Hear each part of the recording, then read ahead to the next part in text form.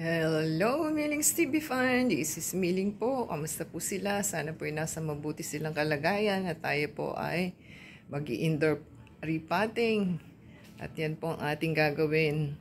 Ayan. Meron po tayong yan po ang ating baby snake plants at ating pong i-repot dito sa ating para hindi po mamatay kasi baby pa siya. At para po may indoor plants po tayo sa loob ng bahay. Ayan po natin. So, yan po ang ating coco peat.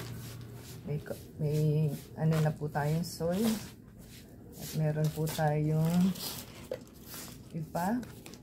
At kunin po natin ang ating ito po ang ating snake plant. Meron po itong last enhancer na ating nilagay. Kaya po lumalaki na sila at ating pong kukunin. Ayan, kunin po natin yung ating mga baby snake plants na ating itinanim.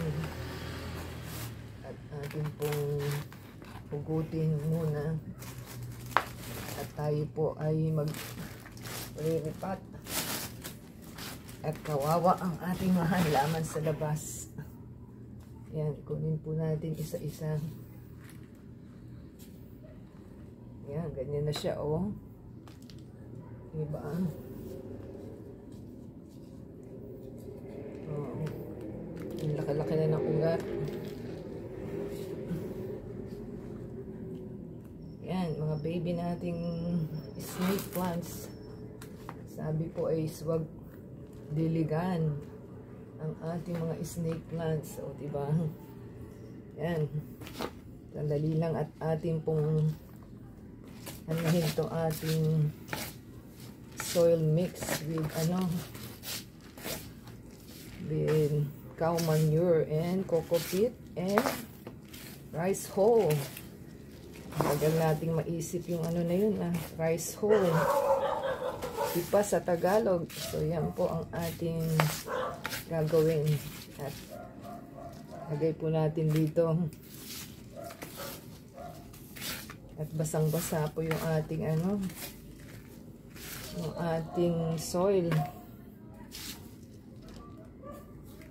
Yan. Pagsama-samahin na lang natin sila. At hayaan muna nating lumaki dito sa indoor sa ating halamang indoor plant. Yan. Bahala na sila. Paano ba natin i-build ng ating mga snake plants. Yan. Atin lang pong tabunan siya. For the meantime, dito lang po muna sila. Yan. Tabunan na muna natin. Para po magdikit-dikit sila muna. Yan.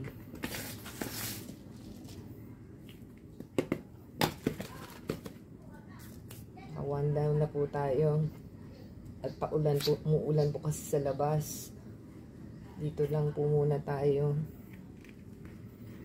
Yan. Yan muna natin sila dito. Saka na lang po natin i-repot ang ating snake plants kasi delikado sa labas at nagbababagyo po. Ayan, tabunan lang po natin muna. Kumbaga, indoor plant po muna natin siya.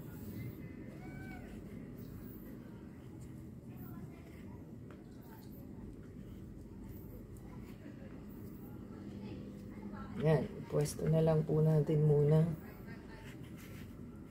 At dito lang po siya sa loob. Tayin lang po natin. Ayan, tayo po ay kumuha uli ng ng coco peat. Ito po ang coco peat. Ito po yung rice hull. At yun po yung atin pong dagdagan at kulang po siya. Yan. Haluin lang po natin. Tayin lang po natin.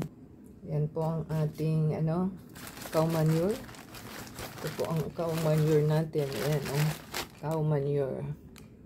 At lagyan po natin siya. Ayan. Lagyan po natin.